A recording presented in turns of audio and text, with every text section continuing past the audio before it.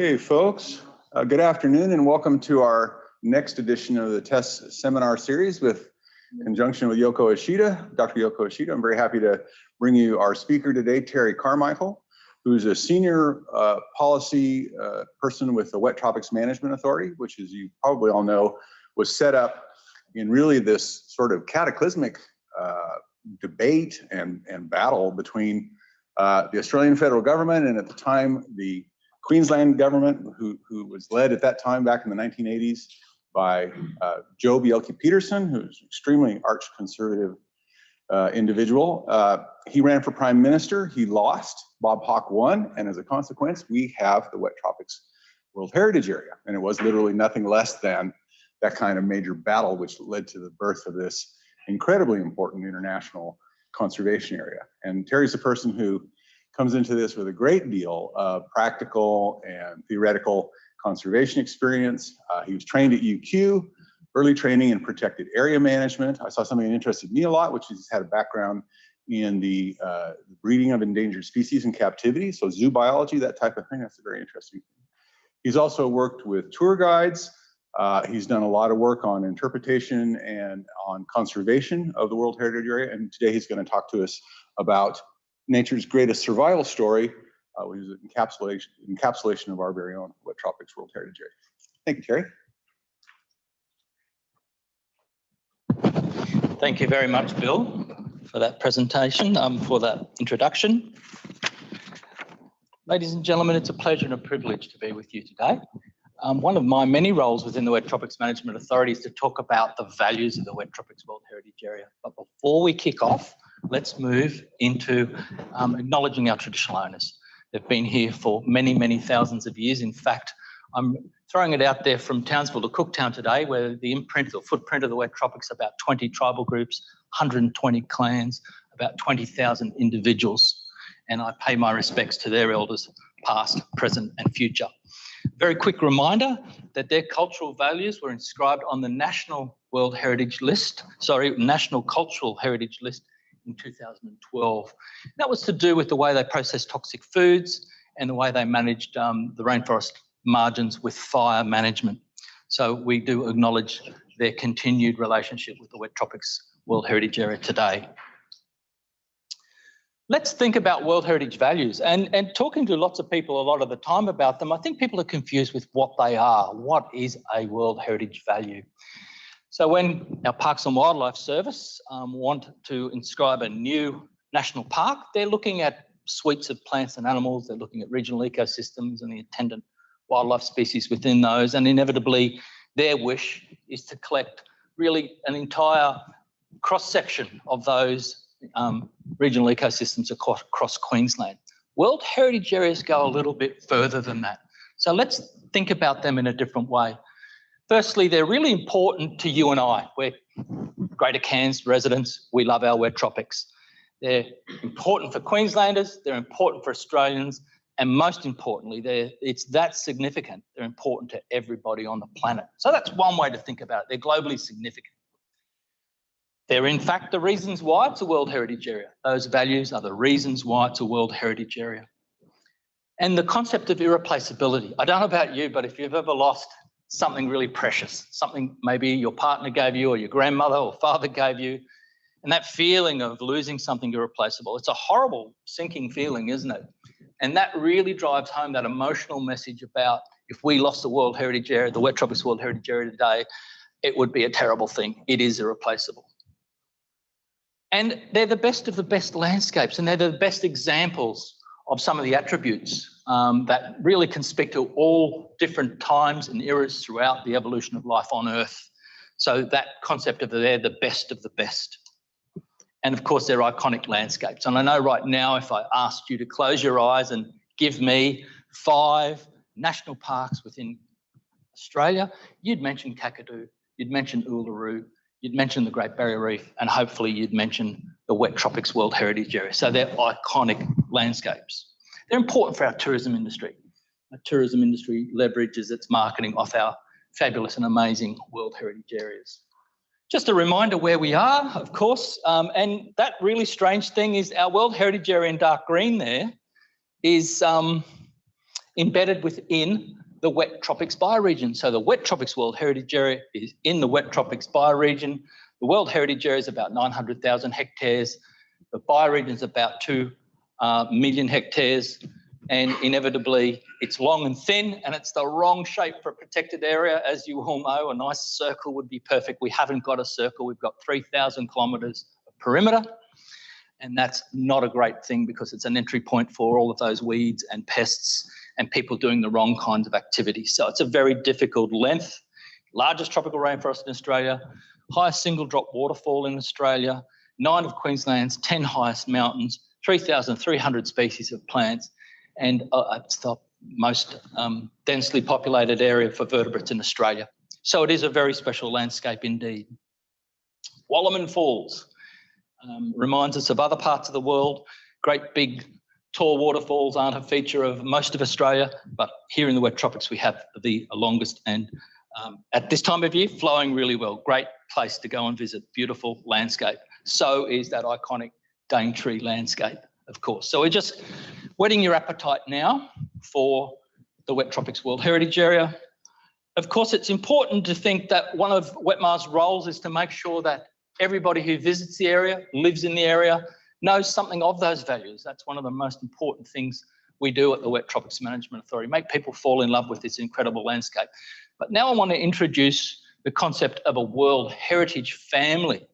We're all related, particularly the Queensland properties, Riversley Fossil Site, the Great Barrier Reef, the Wet Tropics, Fraser Island and Gongwana rainforest. And not forgetting Gongwana rainforests go from about Brisbane down to Newcastle. But that's a reminder of our World Heritage Estates. It also is a reminder that this one here is a brand new one. The south west corner of Victoria, we have the Bunya Pines cultural landscape. And basically it's a huge aquacultural area, probably dated between 5,000 and 6,000 years of age. And they were farming eels way back then, the time of the pyramids. Australian Indigenous people were farming eels. It's an incredible landscape and one I haven't visited yet, so I'm looking forward to getting down there and having a look at that. Back to the World Heritage family concept, and we can really look at Queensland and look at those other World Heritage areas. The AMFS means Australian Mammal Fossil Site. That's a technical term for both. There's their twin sites. You have the Riversley site up there that really shows you what was running around Australia from about 28 million years ago, and of course the Narracourt a bit sooner, about from the 500,000 year mark. Of course, our neighbour is the the Great Barrier Reef World Heritage Area. We have Fraser Island, and if we had a sister, if the Wet Tropics had a sister, it would be the Gongwana rainforest because it tells a different part of the same story, and we'll touch on that today. And there's a really important point within that diagram there is that if it wasn't for that Great Dividing Range down the eastern side of Australia there, if it wasn't for those mountain ranges capturing that trade wind and blowing that very moisture-laden air onto those mountain tops and valleys and coastal areas, we wouldn't have rainforest down the east coast of Australia. It would be, well, it is the world's driest inhabited continent. So it brings us to the point, how am I going to answer this statement? How come one of the world's oldest tropical rainforest grows on the driest inhabited continent? How did that come about? We've still got neighbours, and our neighbour is a World Heritage Area, and this is really good. I think not within this auditorium, but not that long ago, Professor John Knott talked about the geomorphology of the Wet Tropics. He talked about the age of our rainforests. He talked about the size of these mountain ranges that I'm highlighting here at the moment. He puts the height of those. It's a TESS seminar. You can Google it and watch it. He puts the height of those mountains at about 5 kilometres when they were established 100 million years ago. So in that lecture, he states that our rainforests are probably 100 million years old based on the geomorphology of our area. And those eroded sediments have come off those mountaintops. They've ended up mostly on the continental shelf, and they've become the substrate for our Great Barrier Reef to grow on. So there is this real connection. This World Heritage family concept is a real story, and it's a story that combines all of these fascinating parts of our landscape.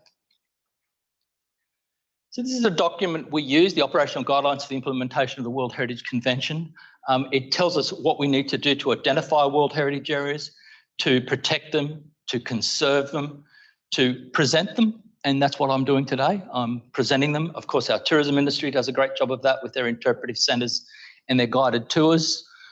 They play a big role in getting that message out there as well, and we work very closely with them, helping them get their message right. And then, of course, transmitting the Wet Tropics World Heritage Area to the next generation in better condition than we received it. That's a very important part of it, and a greater challenge by the day. And then, of course, to rehabilitate it. And WETMA is certainly working in that space about rehabilitating the area, connecting it and buffering it, because our future is at risk because of climate change. Now we're moving into the criteria for global significance, and I'm not using the UNESCO terminology. I've got it, in lay speak, if you like, because we spend a lot of our time telling people about our amazing values, or global significance, or irreplaceability. Those terms, I think, are really terms that the general public can understand. I'm using general public terms to talk about our criteria for listing. It's breathtakingly beautiful. It has natural phenomena. It's a window in time. That's talking about evolutionary processes. It's a theatre of life. That's hard for the general public. It's talking about ecological and biological processes. And it's simply a theatre of life. So it's a stage for life to act out its course. And it's a fragile haven. It's a habitat for many, many threatened species, for everyday common species, for all species. And that's a very important concept as well. So let's work through those and break those down and have a look. My job's easy. It's beautiful to look at. I'll start from the top left and go through. That's the top of Upper Mossman Gorge. We're now looking from the Devil's Thumb from Port Douglas to Cairns. Then we're now looking down at Mount Amos, those very complex vegetation communities there at the very northern end of the Wet Tropics World Heritage Area. We're looking at the beautiful Black Mountain near Cooktown. And then the bottom left, of course, is Thornton's Peak, looking down into Alexandra Bay and Cow Bay in the Daintree. Classically gorgeous landscapes. They're hidden landscapes. Have you ever realised that there's a lot of the wet tropics we never see? Hire a helicopter and have a look. Yeah, that's there for us all to see. But walking to these locations is difficult and hard, and they're hidden. But they are there, and they're beautiful. Some places are easier to get to than others. That's Black Mountain, Harris Peak, looking back towards Double Island there at Palm Cove.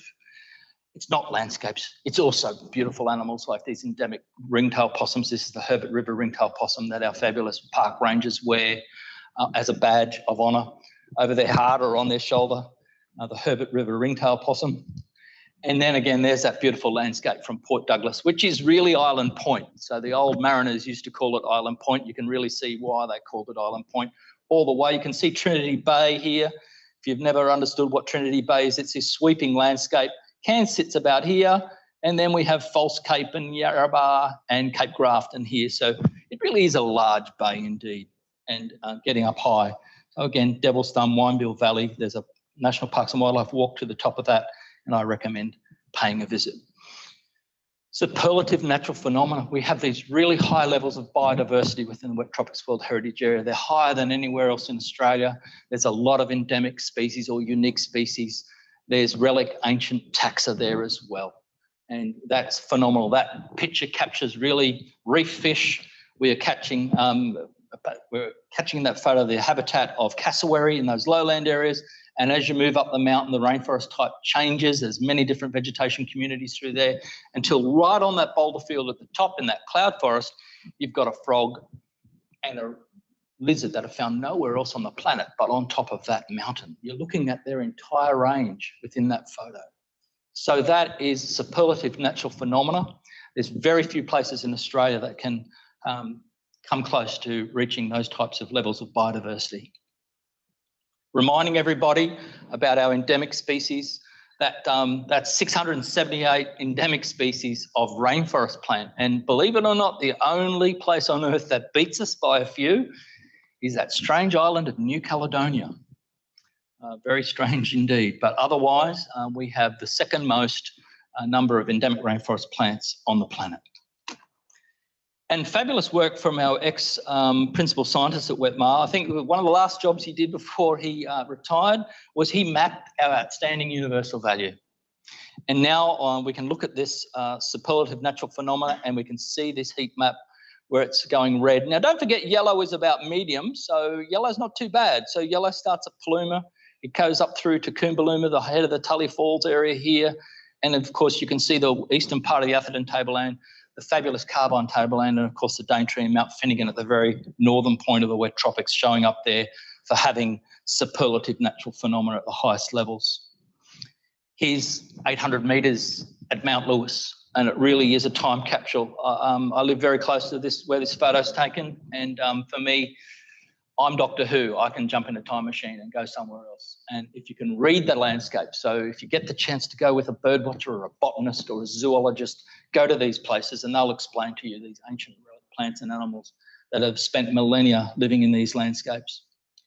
It's not just the highlands. We have a few lowlands areas that are very important as well. This is the Noah Creek Valley. We're now moving into an interesting part. We've moved on to the window in time, so we're now talking about evolutionary processes. And I'm at stage 1 of the 8 major stages of Earth's evolutionary history. And remember, these are the best examples globally. Famously, the wet tropics is one of the best places on Earth to come and see, living in before your eyes, the evolution of land plants.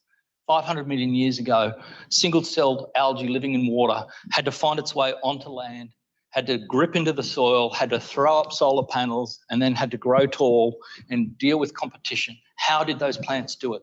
Come to the wet tropics. It's a living classroom. And I have the pleasure and the joy of taking students into these forests. But we're back again. COVID's on the way out, and we start doing some tours in June. Looking forward to that. So very high levels of fern biodiversity, 31 of the 36 fern families, and lots of primitive ferns. And of course, we call that the age of ferns. King ferns. Even the tourists get a kick out of king ferns. You all know that people have plant blindness. It's really difficult to get people really interested in plants. It's one of those things, apart from February 14th and maybe Mother's Day on Sunday, people don't notice plants that much. But you can have to tell stories to get them excited. You can tell them about these giant ferns, the biggest in the world. You could tell them that their fossils are found under the major cities of the world and been around for 240 million years. Our king ferns, you can go and cuddle them in the Daintree if you like, to have a look at what the world was like many, many millions of years ago. They still dominate some landscapes, like the slope here of Thornton's Peak, dominated by ferns. And we can map them and we can see where those diversities of ancient fern families and true ferns are. And you might start to notice that those hot spots start turning up in the same locations. That's part of today's storytelling. And keep watching those maps. So seeds were a pretty cool invention when plants got around to it. They're a plant embryo with a lunchbox. It's a really handy thing. And they did very well many, many millions of years ago. And in the wet tropics, we have 22 species of the 120 species throughout Australia. They're iconic. Some of them are really important for the tourism industry, like the twin Carmichael pines at Lake Barine, for example, really important. And again, people don't notice that we've got to bring these plants to life to get people excited about them. Our beautiful Bunya Pines, they exist in 2 populations in the wet tropics at Cannibal Falls and at Mount Lewis. Cycads, Gillies Range is a great place to go and see cycads. Coming down from Port Douglas to Cairns is another great place to see cycads, just north of Ellis Beach. And again, those beautiful twin Carry pines, fantastic examples of the evolution of southern conifers. And we can map those. And east of the Atherton Tablelands is one of the hotspots for cycad and conifer evolution.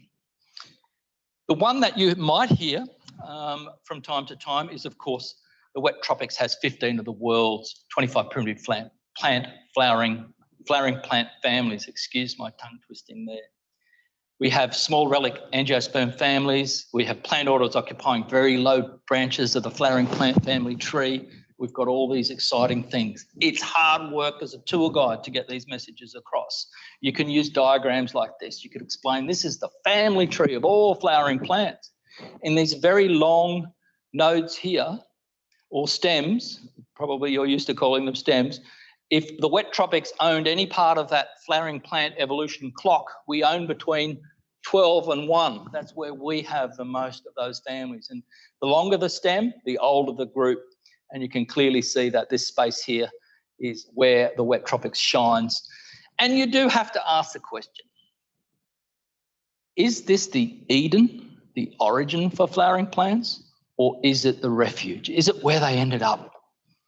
And if we ever find that fossil, it'll be 1 in a billion. It really is a rare fossil to find. So probably the intuitive answer is it's probably the refuge. It's where these ancient relic flowering plants ended up. They probably didn't originate from the land we're standing on today. Watch this space. Stranger things have been found in science. So I'd like to think within my lifetime we can get a bit more resolution on the evolution of flowering plants. And of course, we think molecularly, we think they're about 200 million years old, but in the fossils, we think they're about 120, 140 million years old. So that's not resolved yet. So let's watch that space and see what we can find in the future. Austrabalia doesn't even have a common name. That's probably its common name. It's its genus name. It is the second oldest living land plant on the planet. The first is Umbrelia from New Caledonia. What is it about that island? That's a special little island, all right. So there it is there, and we have bunches of other members of those ancient families, and that's where they are. Again, Carbine Tableland, the Daintree, Mount Finnegan at the very north, the Lamb Range, Dinnan National Park, and of course, eastern Atherton Tablelands, the Belladon Curve, Bartle Frere Massif. And these are the techniques we use to convince people that they're very important to them. We use them, we need them. In fact, we wouldn't be here without them. And if I've got I did have a group of kids yesterday, 40 kids from the Gold Coast, teenagers, and this is one of the things I post to them. Mum's come home late from work, she's got no time to cook, you're given a $100 bill, the supermarket's at the end of the block, your family's vegetarian, and the only proviso is you can't buy anything derived from a flowering plant. What are you going to feed the family tonight? And of course they think and they come up with fungi, and of course then you explain, no, there's animals, there's plants, there's fungi, they're different. And no one yet has come up with pine nuts from the supermarket. So pine nuts and fungi might be what's on the menu tonight. But they then the penny starts to drop how important these things are to us. And of course, you'll understand this giant family tree of all life on Earth, starting all those billions of years ago, and of course, being single cell forever and ever, and then evolving and evolving and evolving. And that red line is telling us where flowering plants probably evolved. Let's zoom in. And we can see there at the bottom of our family tree, and certainly the family tree for birds, that there's no doubt about it. Without flowering plants, we wouldn't be here talking about this right now. And of course, birds probably wouldn't evolve. Or if they did, they'd be different. Probably mammals would still be here. Who knows? Little things running around eating pine nuts. We don't know. But it's just trying to stimulate people to think of their relationship with plants, and plants are important to us. And as the climate changes, our crops need to change too. And how do we learn about the evolution? We go back in time to look at ancient primitive flowering plant families and understand how they work. So what happened? This is another reason why we're a World Heritage Area. What happened to animals and plants during the final breakup of Gongwana? So I'm just going to remind us that it's the fourth of the 8 major stages of the Earth's evolutionary history. And I feel like I'm selling ice to the Eskimos here, but just be with me for 2.5 seconds. Pangaea, 200 million years ago. We were connected to a lot of other continents, and we had fragments of continents. At the 150 million year mark, we became 2 supercontinents, Gondwana to the south and Laurasia to the north. And then at the 50 million year mark, Earth is now a very warm, wet climate, virtually global rainforests. It's a global hothouse at the 50 million year mark. And it's at that mark where Australia's still joined to Antarctica. No ice sheets in Antarctica. It's got forests. And we've now got fossil frogs from Antarctica. We've now got fossil reptiles. We've certainly got fossil mammals. Antarctica was like any other continent on Earth today. It had forests and lots of other biodiversity. And we were changing species. Species were moving between Australia, Antarctica, and South America. And we still have those connections today with fossils and living animals and plants. And then, of course, Australia does the great escape. It leaves Antarctica, allows the circumpolar current to spin around Antarctica, cooling and freezing the planet, causing ice sheets to form 33 million years ago in Antarctica. But it escapes north, gets out of that coldness and bumps into Southeast Asia at about the 15 million mark. In the landscape of Australia today, specifically in the wet tropics, some of the best examples of those connections to other continents, to that period of isolation where, shockingly, marsupials didn't originate in Australia, neither did eucalypts. They just got here at the right time and decided to go on a rafting holiday to Southeast Asia where they had 35 million years in splendid isolation and evolved to take over the continent of Australia. So that's a fascinating story, and as I said, it's the best examples. So I love thinking of Australia as a continental wide rainforest, drying out until we have what we've got today.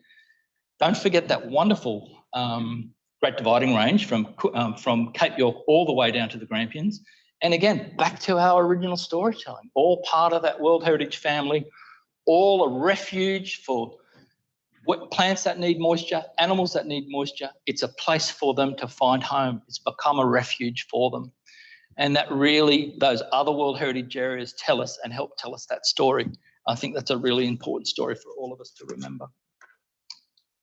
We've got the Proteaceae family, famously an Australian family. Banksias, grevilleas have now evolved into adapted for dry habitats. But of course, our beautiful rainforests here have got some really ancient old genera of Proteaceae, rainforest trees, and they tend to be accumulated around our mountaintops.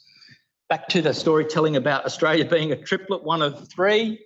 That red star under O and U is where this fossil was found. It's the earliest eucalypt fossil. It's dated at 65 million years ago. It was found by a North American who gives great, and you can YouTube his speech, feels great privilege in telling Australians that you are not the origin of eucalypts. Here's the origin. D and E are modern. A, B and C are the fossil. A, B, C, E are the fossil of the fruit, and D, of course, is a living species, just to make sure that they are eucalypt fossils. And of course, they're dated at 65 million years of age. Oh dear, we don't have any fossils of eucalypts in Australia anywhere near that age. So they clearly got here just before Australia split. So did the marsupials. Used to be China, that we used to think China was the repository for the oldest marsupial fossil. That fossil's been disproven to be a marsupial. It's considered a placental these days, so we go back to North America. This will change in time. Somebody will find an older marsupial fossil, but this is the journey for marsupials. There's still one species in North America, still about 70 in South America. Fossils in Antarctica, and of course, again, they arrived in Australia just at the right time. And eucalypts and marsupials loved their new landmass and dominate the landmass today. And that little guy, genetically and physiologically, is the cousin of all Australian marsupials. There's still got the one representative it's not closely related to all the South American marsupials, it's more closely related to the Australian marsupials. So we still get evidence of the ancestral possum still living there in South America. We've got old reptiles in the landscape. We've got old frogs in the landscape today that tell us about our connections to other continents. And we've got these really old mountaintop bugs, moss bugs and wingless dung beetles. And there's even a wingless water bug on a mountaintop. And they've all got these long ages. So it's not just the reptiles, it's just not the amphibians, it's just not the plants, it's also the insects. The evidence is indisputable. It's old. It's been here a long time. So the good news for you today is we can't claim to be the origin point for marsupials and eucalypts, but we can certainly claim to be the point of origin for our songbirds. Although the oldest fossil songbird to date is from Queensland, it's a very small fragmented fossil. We're not totally convinced with that. There's been an amazing book published last year. It's really summarised all the evidence to date, but I think it's unanimous globally that the origin of songbirds is the Australian continent. And we have the middle of your bird book, if you are a bird watcher, that's about where we separate songbirds out from the non-singing birds. So any bird to the right in that book has a pharynx for singing and has very complex ankle bones and toes for gripping. And every bird on the other side can't sing, it squawks and cackles and carries on, but doesn't have a pharynx for singing and doesn't have those three forward pointing toes and one rear pointing toe. There are exceptions to that rule, so I don't want to be caught out there. There are exceptions. Any bird book in the world has that part of the bird book where it changes from non-passerines to passerines, and it's about the 40-60% mark. 40% non-singing and the 60% mark singing and perching. So 60% today of the world's birds come from an Australian origin. Back to World Heritage families, the Riversley fossil site, 800 kilometres southwest of us here, is an amazing fossil site, and there's a lot of resolution now on how these birds evolved at about the 23 million year mark. So we've got very good resolution on that. Yes, there were lyrebirds at Riversley. You could postulate quite successfully there were probably lyrebirds in the wet tropics at one stage. They are the world's oldest living songbird, and they're also the largest songbird living today. But we have to tip our hat to our friends at the Gongwana rainforest because they have 2 species of lyrebirds and a species of scrub bird and a species of bristlebird, which are way down on the songbird family list. So we probably think those cooler forests of the Gongwana rainforest were probably those ancestral forests. But if you're wanting to know what are the basal songbird groups, the most ancient and primitive, start at the top left, go clockwise through the bowerbirds, the wrens, puddleoats, scrub wrens, Australian honeyeaters, and chowchillas, and that's the order of the wet tropics basal songbirds. So the most ancient of our songbirds living in our landscapes today are tree creepers and bowerbirds. And fairy wrens, and there's, what are they? Lovely fairy wrens there, those beautiful male and with the blue helmet and female with the blue helmet, which is unusual for fairy wrens because usually the females are uncoloured, and they represent ancient lineages of songbird. Might be surprising to you because they don't look ancient, do they? They look quite modern. And this is what they did. They evolved in Australia between 45 and 60 million years ago. They diversified again at that time of Riversley, that 20 to 30, and then they left Australia when we bumped into Southeast Asia. We gave them a route out of Australia. We can map them and see where they are in the landscape today. If you've ever wondered why gelatin or the Carbine tablelands a famous bird watching spot, I think the biggest glowing part of that is the gelatin Mount Lewis area, and it represents the highest levels of richness mapping for the descendants of Gongwanic bird fauna. So we're up to number 6. This is a really interesting one. One of the best examples on Earth of the colliding of 2 continents, 2 separate continents full of different types of plants and animals collided. You know this story. It's the Wallace line and all those other lines that you hear about, where the cattle and the rhinos, the tapirs, the apes, the cats looked across at the cassowaries and the cuscus and the wallabies and the tree kangaroos, and never the 2 shall meet. But that's not the whole story. The small mobile animals made it across. Never ever was there a land bridge through this area here. There's fast flowing water. The tides are extreme, and it's really hard to get across there. Even in our traditional owners moved across there in canoes. I can only imagine how difficult that would have been all those years ago. It's very tough currents through there. But lizards, snakes, rats, and bats and birds made it across. And that's a very interesting thing. And there's a mixing point, although often you hear that there's no mixing point. This little island of Sulawesi, you do get primates and cuscus living together. You do get cockatoos and hornbills living together on the island of Sulawesi. So there is a bit of a mixing zone.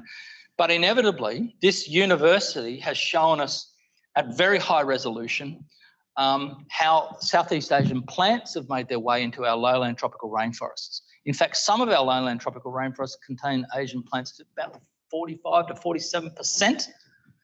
So we often think, you know, that story about old Gongwana forests, it's not everywhere in the wet tropics. It's in some very special locations only.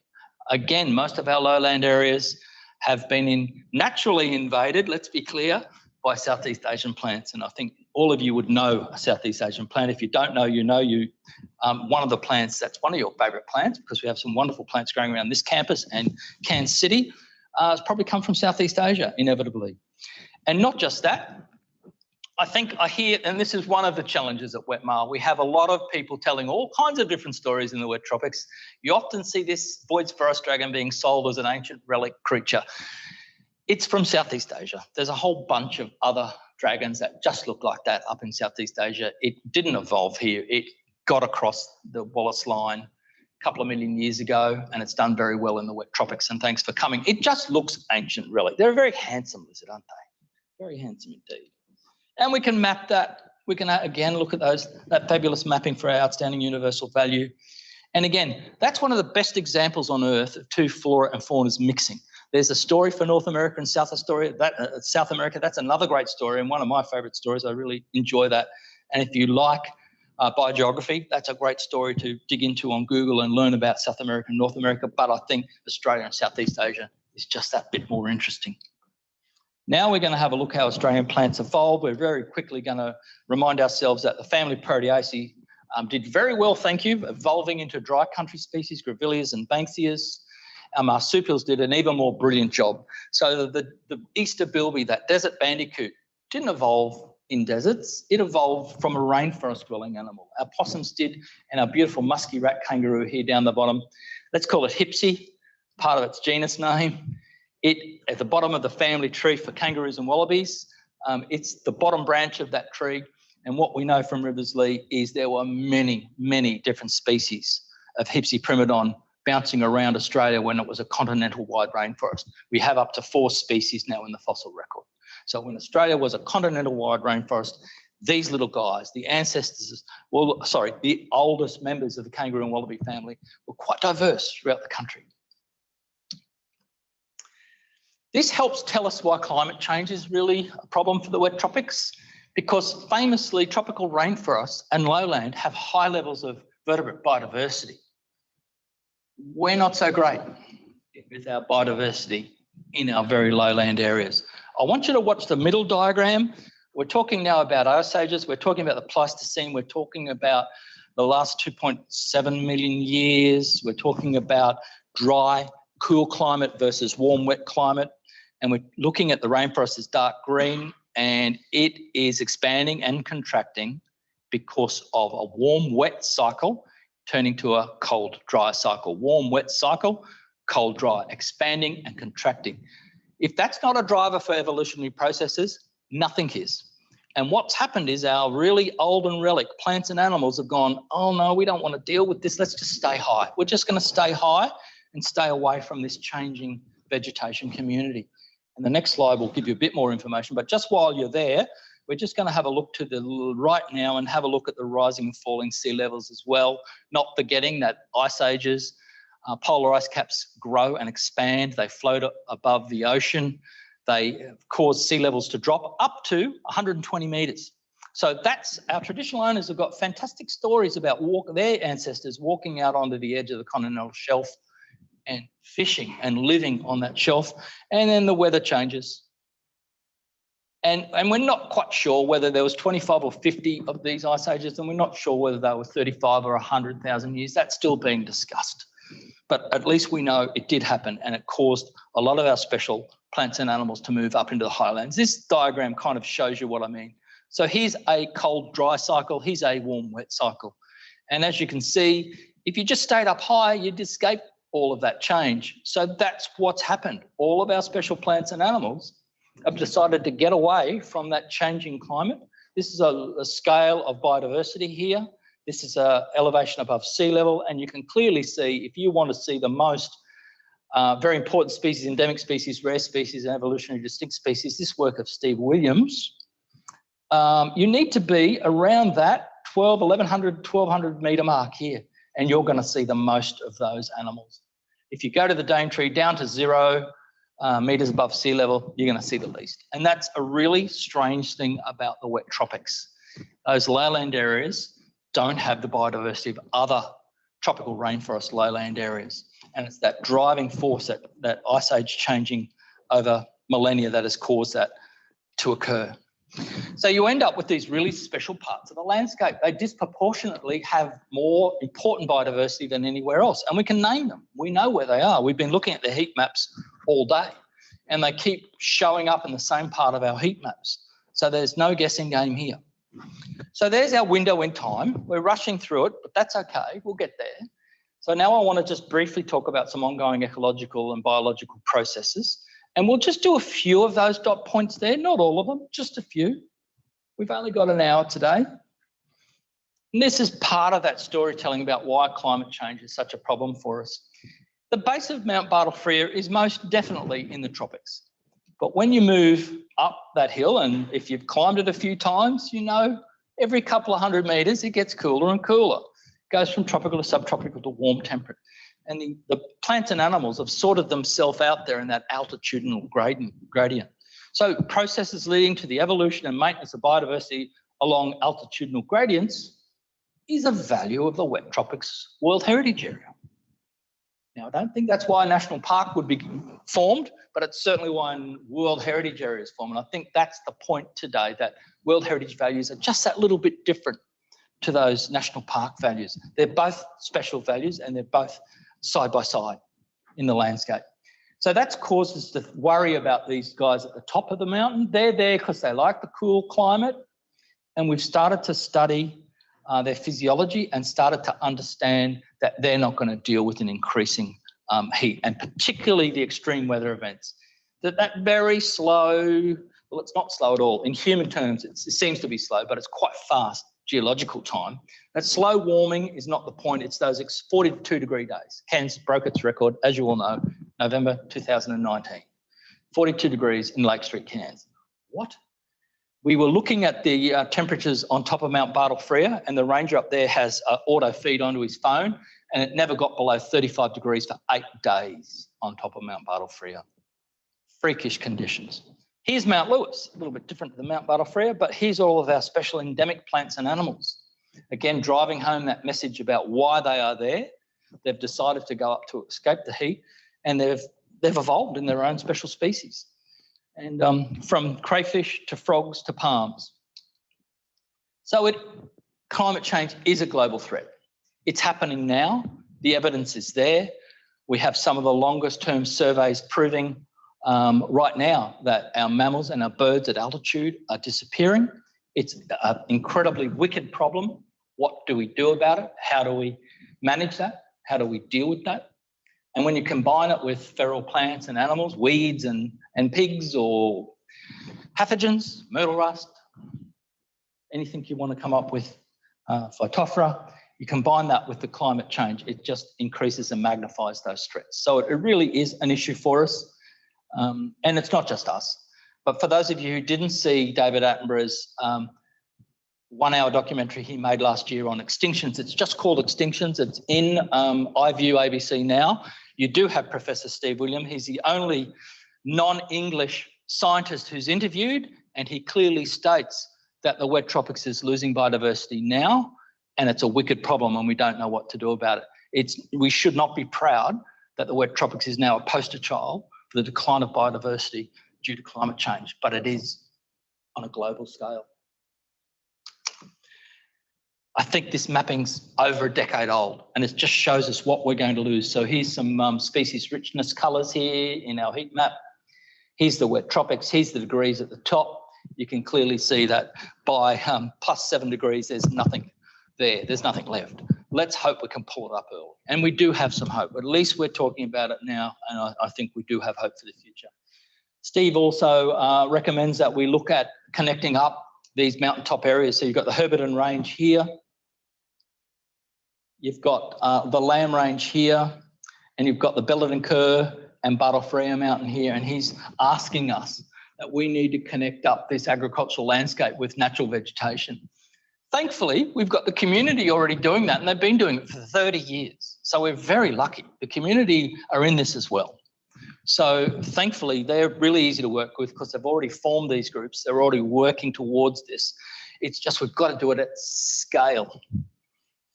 Yeah, 10,000 trees sounds like a lot of trees. We need millions of trees to be planted to make these corridors and connect these landscapes. And again, these are the ones that keep popping up for us.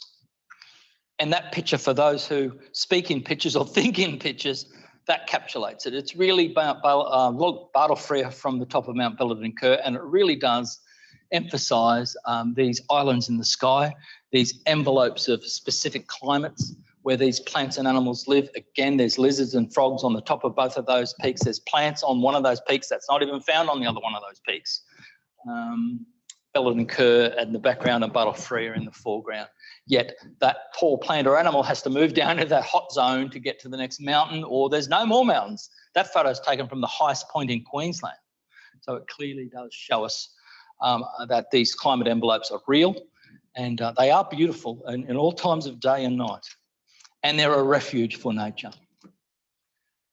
Again, biological processes, this is the most debated discussion in the wet tropics. How do we manage our wet eucalypt forest on the western margins, the rose gum forests? Between the Windsor and Carbine tableland there, you have 9 eucalyptus communities, and you have rose gums communities on both edges of those forests. How often should you burn them? The answer is some of those forests could burn more regularly than others, but it's a very difficult thing to do. That's probably one of the wildest areas in the wet tropics. There's very little access to those areas at all. And of course, fire is how we manage those nice, cool, slow burns. And you can see that has been a nice, cool, slow burn in that rose gum forest. Cyclones. I'm going to convince you that the wet tropics is one of the only continental tropical rainforests that has tropical storms, whether you call them cyclones, typhoons, or hurricanes. They do affect our rainforest, but it's one of the only tropical lowland rainforests on Earth that is affected by them. Think of tropical storms as sculpting rainforests. Think of cassowaries and the 70 other sea dispersers as the gardeners of rainforest, and you combine the sculpting with the gardening, you get this unique forest that isn't random, it's sculpted and it's gardened. And there's the complexity issue that we have to deal with, because climate change will change tropical storms and it will change seed dispersal mechanisms. So there's a challenge for the future. And that's the one that gives it away. So the Congo, the Amazon doesn't receive tropical storms. Sumatra and Borneo, bit of New Guinea gets some tropical storms, but the good old wet tropics does get a fair bit. Poor Filipino people, that's a really tough gig there in the Philippines. My goodness, there's some tropical storms there. But it just drives home the message that one of the values of the Wet Tropics World Heritage Area is the natural recovery process following natural events such as cyclones. Yes, that's a value of the wet tropics inscribed in the UNESCO statement on the wet tropics values. And there's the recovery, so it does recover. Also, the processes of colonisation on recent volcanic sites is another value of the Wet Tropics World Heritage Area. Famously, it's the centre of that is the Atherton Tableland, Mariba to Milla down to almost Innisfail. Incredible landscapes, beautiful landscapes. And we have really rare vegetation types. This is Marby Forest. It's really been almost totally removed from the Wet Tropics World Heritage Area for agricultural purposes. It's basalt soil, it's highly nutritious, it's wonderful, wonderful soil. Yet, unfortunately, it's a very rare type of rainforest. Tree kangaroos love it, and tree kangaroos tend to be the poster child for Marby Forest. So now we've done the ecological and biological processes, that theatre of life concept. We're going to move on to the final part of today's presentation, talking about a fragile haven, the habitats for conserving biodiversity, rare and threatened species of flora and fauna. And it's what we intuitively know. Animals and plants need homes to live. And we've got these incredible different types of plant and animal diversity, rare and threatened species. And just reminding everyone about our high levels of endemicism. And yes, we can map it. This is endemic vertebrate fauna mapped here. Here's endemic vascular plant flora mapped here. And then, of course, we can look at one of the largest parts of that landscape. Virtually, that's the Johnson River. We're looking towards the summit of Bartle Frere here, Belladin Kerr here. Here's the Atherton Tableland. This is dairy farming. This is sugarcane farming. These lime green patches here are successional cyclone scrubs, they're technically called, but they're halted successional stages of recovery from cyclone, and they never actually recover. They just get up enough and then they're smashed down again. So we've got all these interesting features. I'll remind you there's a power line corridor down the bottom. Here's a major highway through the middle. There's also a major walking track through the middle of Bartle Frere and Belladin Kerr. These are all roads and human habitation. We've got the Gillies Highway going through this part of it. We've got a huge communication complex on the top of Mount Bartle Frere. We've got all the sugarcane lowland, and there's Cairns right up the top. So, yeah, if you go for a walk, it's prickly. You'll get scratched. The lawyer vine does grab you. The leeches do bite you. It doesn't sound fragile to me, but it is very fragile. And climate change will have an effect on this landscape as well. We're not even considering that. Again, those margins and those edges, there's lots of edge effect. There's 3,000 kilometres of edge effect in the wet tropics. It's the feral animals, it's the weeds, it's human activity. That's not appropriate on those edges. It's convincing our neighbours that they need to look after their own backyard. But different types of animals and plants need different types of habitats. If you are a tassel fern or a stream-dwelling frog, I want to live in this photo. That reminds me of home. If I'm an old member of the Proteaceae family, I need to stay in a tableland area and not be disturbed for the next 80 million years, I'll choose this bit of the landscape due west of Cape Tribulation. if I'm a cassowary and need to eat 5 kilos of tropical fruit a day, I need a pretty rich lowland tropical rainforest to live, to find that 5 kilometres of fruit, 5 kilograms of fruit, and I'm going to live in Lacey Creek at Mission Beach because that's never dry. It's always wet. Palms produce enormous amounts of fruit. It's just my paradise. So you can understand that these different habitats do different things for different animals. That's a natural climate refuge because it's got a 250-metre cliff face on one side and a 250-metre ridge on the other, and it's jammed right up in the valley. So these are the special parts of the landscape that will always remain, hopefully, unaffected by climate change. There are microhabitats that will escape the general warming. And then, of course, our mountaintops, I've talked to death about how special that is. That's the top of one of the 1,300-metre peaks on the Carbine Tableland. And then, of course, these boulder fields, these waterfall bases, these rocky areas where frogs and lizards can get away from the changing climate are really, really important. In fact, the truth of this story is that was shot on Australia Day a couple of years ago, and we're on our way home. We were too hot. It was the wrong time of year to be out camping, boiling hot. And I told my wife we'd drive down here and we'd cool down. It was 10 degrees cooler. As we walked down into this waterfall, it was like someone turned the switch on a giant air conditioner.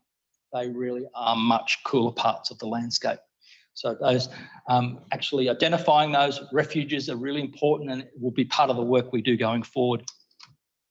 And just when you thought there was always a little bit of blue in those maps and it wasn't all red, now is the transverse. What this is telling us there's about 185 different regional ecosystems within the wet tropics, and they tick the box for that fragile haven, for that habitat for rare, threatened, and all species. So now we discover all of the wet tropics is important. It's just not those red dots. Well, there's the red patch. The whole wet tropics is important. So that's the message I'll drive home to you today. I've just not intentionally picked out parts of the landscape to say they're disproportionate or better than the others. It's all important. Every square metre of it is important. And that's a reminder to all of us how much biodiversity is out there. And that's not a fluke, that 700 number. That is true, about 700 vertebrates and about 700 endemic plant species if we include all plants, not just rainforest dwelling plants, and they're those percentages. It really is disproportionate, there's no doubt about it. It's only 0.12% of the Australian landmass, and you can see the amazing amounts of biodiversity within that landscape. So when was that? I forget the date. It was about 10 years ago. The International Union for the Conservation of Nature looked at 173,000 protected areas on the planet. They're trying to find out which ones were more special than the others, and I'm always reminded it's never a competition. And they looked at those big names are there. Galapagos is there, Madagascar's there, of course. It's all the big names are there, and of course we're so proud, and it gives us no pressure at all. But the Wet Tropics comes out as the second most irreplaceable natural World Heritage Area on the planet. It's the 8th for its threatened species, and that's against the other 173,000, and it's 6th for all species. It is on a global scale accepted by the International Union for the Conservation of Nature as absolutely being irreplaceable.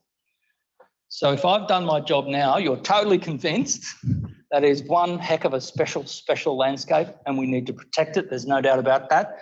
And when my friend who was doing some weed control up in the Wineville Valley took this photo of the Mossman Gorge tree snail, he was the first person to ever photograph the living animal. That was 5 years ago. So what else is there? And I'll leave you to think about that, but thank you very much for your time. I hope you've enjoyed that.